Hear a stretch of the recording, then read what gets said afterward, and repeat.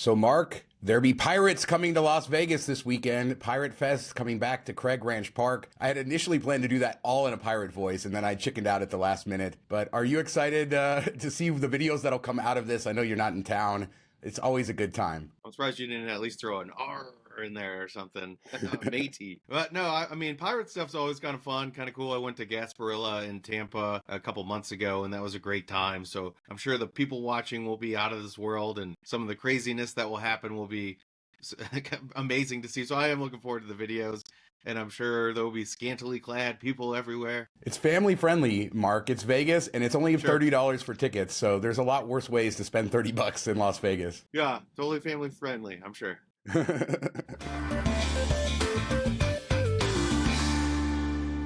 we've been following this story for a couple of years. Mark Wahlberg, loving Las Vegas, moving here, wants to turn it into Hollywood 2.0. They were defeated a little bit trying to get tax credits with the state last year, but that hasn't stopped Sony from moving forward with their plans for trying to build a movie studio in Summerlin, and the county has now approved those plans. So it looks like perhaps a large movie studio coming to Summerlin. This will be off Town Center in the 215. It'll feature 500,000 square feet of movie space, a back lot, all the other supporting facilities. And they say they're willing to build it even before they get the tax credits, but they want some money on the back end too. Yeah, they always do. I mean, when we did the movie thing here, it was big time tax credits, and everybody came for a couple years and then they left as soon as the credits were gone. So I'm sure they'll work something out. And, you know, I read a bit more on this because Mark Wahlberg sold his house and everybody thought he was leaving Vegas, and he ended up just building another house and moving to it. And he said, you know, I was in LA, but I didn't really do any movies in LA. So what was the point of being there? So I wonder if he's going to build the studio in Nevada and then not really do any movies in Nevada. And then why is he there? I don't know. I just thought it was funny. He's consulting on this project, so he's not officially like a partner or anything. This is a partnership between Sony and the Howard Hughes Corporation, who owns the land. But, you know, you get one studio here, you get those tax breaks. I'm sure we'll see more. And it's kind of interesting. You see the renderings, and to think that off of Flamingo Road on the west side of Valley, you'll have these sound stages. It's something that we don't see in Vegas. So it's an interesting prospect, and hopefully they do it.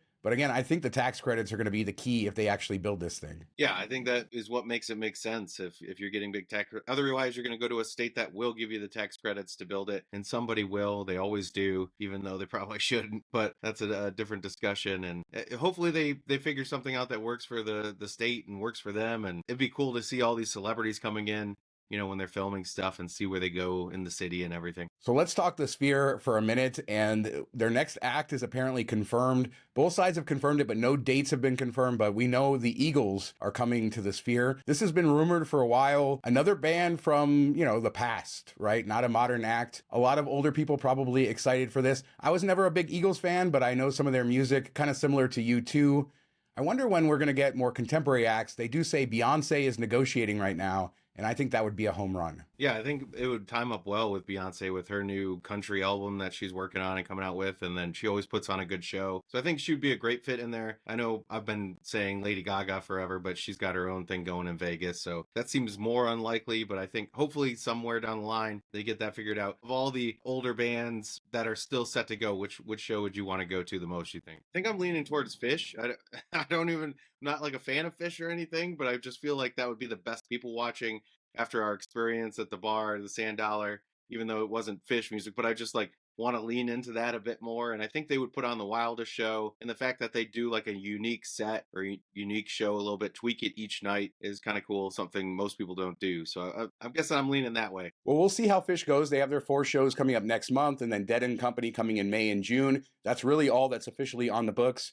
So hopefully those bands will extend, or we'll get more shows coming soon. But for now, you can await the Eagles. Supposedly 2025 is when we'll see them, so don't expect them too soon. So let's move on to Lady Gaga. And she just announced that she's extending her jazz show, and that's at Park MGM at the Dolby Live Theater. She added a ton of dates in June and July, the 19th, 20th, 27th, 29th, 30th, 3rd, 5th, and 6th of July. Tickets are on sale today as this comes out, so hopefully you're able to grab some if you want.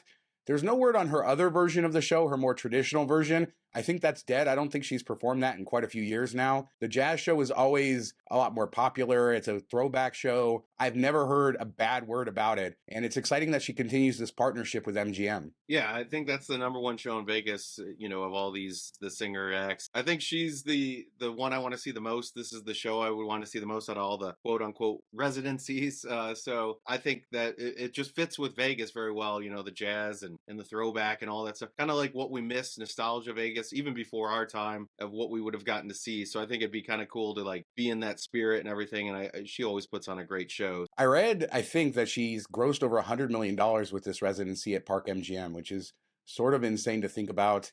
Very successful. And I'm glad that she continues to do it because she is a contemporary act doing a lot, but she really understands like the vibe, the music, and doing a different type of show instead of just singing her songs. Great performances. And it's great when you see these residencies like Katy Perry, like Lady Gaga, where they're doing something different. They're doing more of a production versus, just coming and singing their songs. So yeah, happy that she extended. Vegas loves Lady Gaga. As a reminder, we have our Patreon. We do a weekly after show where we talk Vegas, have a lot of fun over there. $5 a month gets you access. Patreon.com/MTM Vegas. Thanks to everybody who supports us over there. Tons of fun. So March Madness is in full swing and everybody's going crazy all over Las Vegas. This is a big week for Las Vegas. And especially as we become more sports centric, and Circa is doing gangbusters with their business as they always do. And the internet was kind of shocked this week when people saw that the price to get into Stadium Swim was $80. But Circa defended it, saying it's supply and demand. And I don't blame them. If that's what they need to do to keep that place full, but not too full, then $80 it is. Yeah, I'd rather pay $80 and, have some seating or some space versus $20 and be shoulder to shoulder with people. I'm sure others would rather be shoulder to shoulder, whatever. But just like getting drink service and everything else that goes into it would be kind of crazy. And it's a cool environment. It's something unique, something you can't get anywhere else as far as watching games and the atmosphere, being by the pool, all that stuff. So I can't blame them for it. I used to go to Vegas every year for the first weekend of March Madness was my favorite time.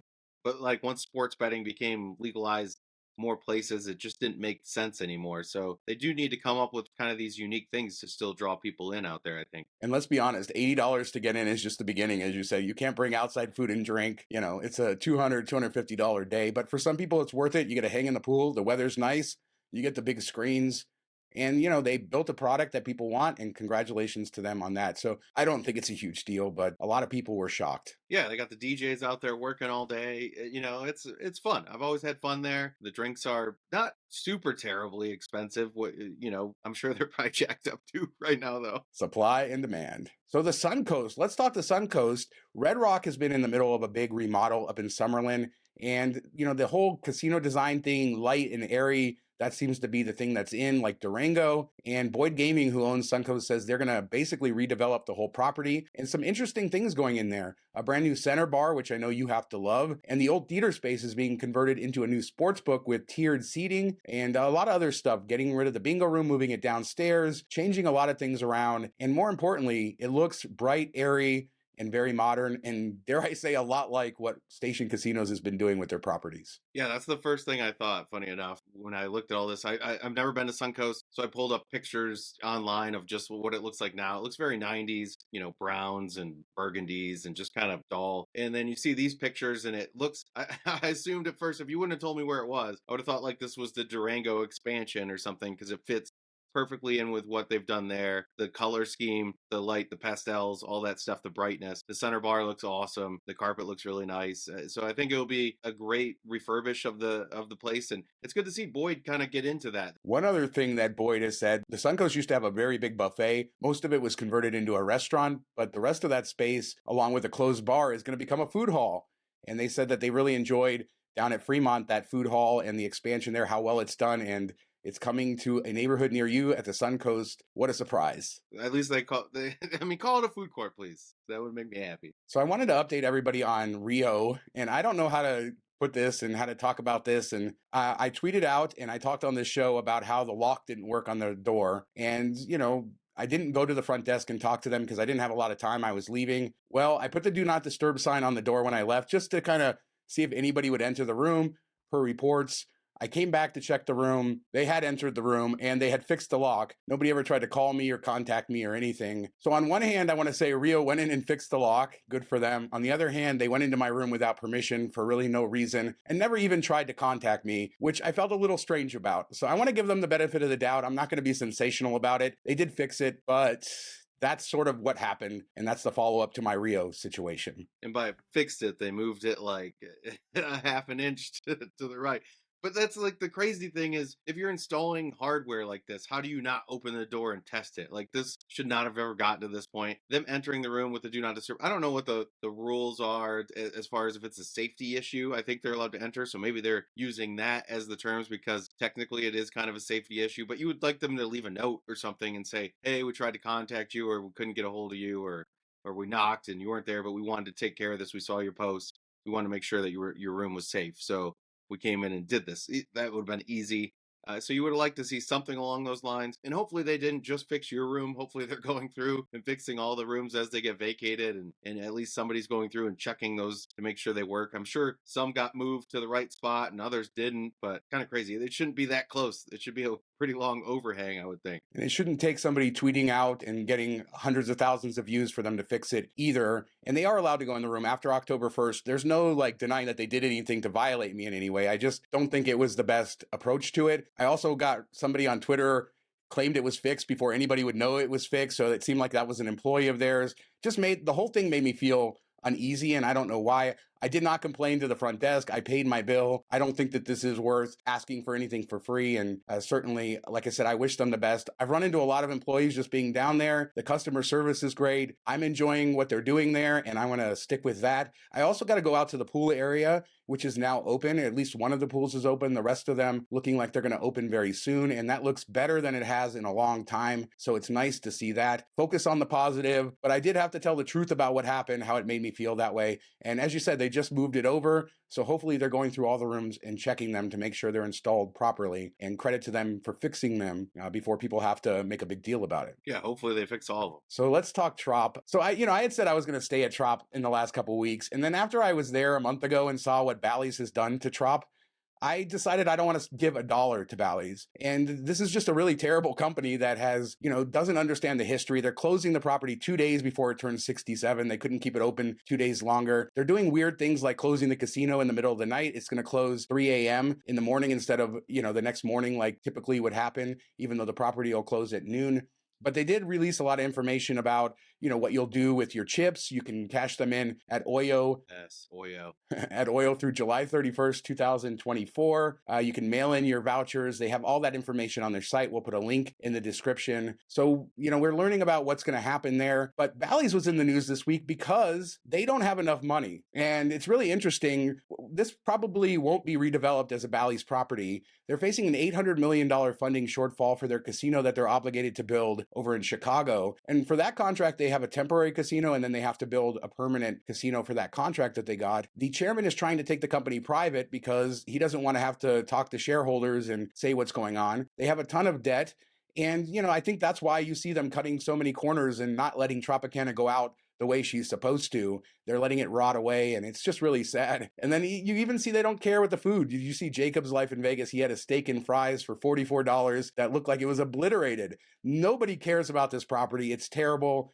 Don't spend money there. Go look at it, enjoy it for what it is, but don't give them $1 of your money. Yeah, it looked like a big hockey puck. Like they just burnt it to a crisp. And then the presentation, I don't know if this was like brought out like this or if he moved it to take a picture. That's like a $12 steak, $15 steak most places, and $44 there is kind of a crime. So it's sad to see. And now all that this is coming out, maybe this is why they don't have any drawings of their building that they were supposed to do. And that's why the A's got frustrated and just said, you know what, we're coming out with it. So it sounds like they're renting the land from what I read, $10 million a year, $10.5 million a year, something like that. I'm guessing that lease, it's going to get changed when they knock the building down, but they're also going to, renegotiate and probably eventually, if they're having money troubles, lose that. And we're going to see somebody else come in and build something. That it seems like that's the way it's going, which is kind of crazy because they haven't had the property all that long. Yeah, this company has grown over the last 10 years from almost nothing into they bought 16 properties, taken on $3.6 billion of debt. And they have a lot of these properties like the ones in Tahoe, Atlantic City. They need renovation. And I know in Atlantic City, they've been doing that, but they need a lot of investment.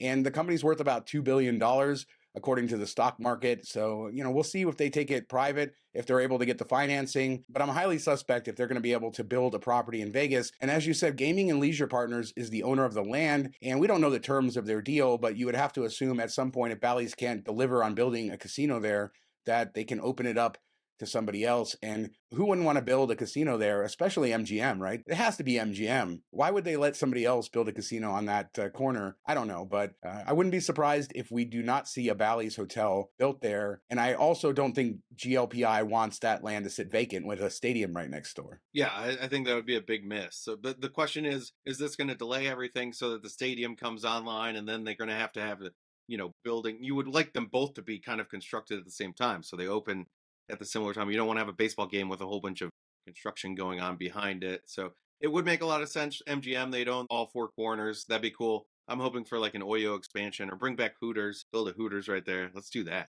Hooters at the ballpark sounds great to me. Of course, there's questions about whether the A's have the money to build a ballpark too. And this is just an example of why you don't rush through public funding bills through the state legislature, and you let everything sort of done. I've never heard of a project like this that was so rushed with so many question marks. And again, I said this years ago when this was going on, or last year. Las Vegas doesn't need to, we don't respect ourselves enough. We're bending over backwards for this. But either way, Tropicana going away, and the big question is whether there's going to be an implosion. And the answer is probably not, because it's so close to the airport. And also the buildings have asbestos. Now, I had heard that Riviera had asbestos and they removed it before the implosions, but anecdotally, people were saying the restrictions and the licensing has changed. So most likely it's going to be torn down instead of completely blown up. So that's not going to be a big show for everybody there. The ending of the Trop is just sad. The way LVCVA did the Riviera when they closed it for the convention center expansion was great. It was operating like it was before all the way to the last day. People could stay there, normal room rates. They weren't trying to gouge people who wanted to stay one last time. Bally's, get the heck out of town, seriously. Yeah, it's sad that they wouldn't just wait a couple days. I mean, it would be more money for them if they wait for the anniversary a couple days later. It doesn't make any sense.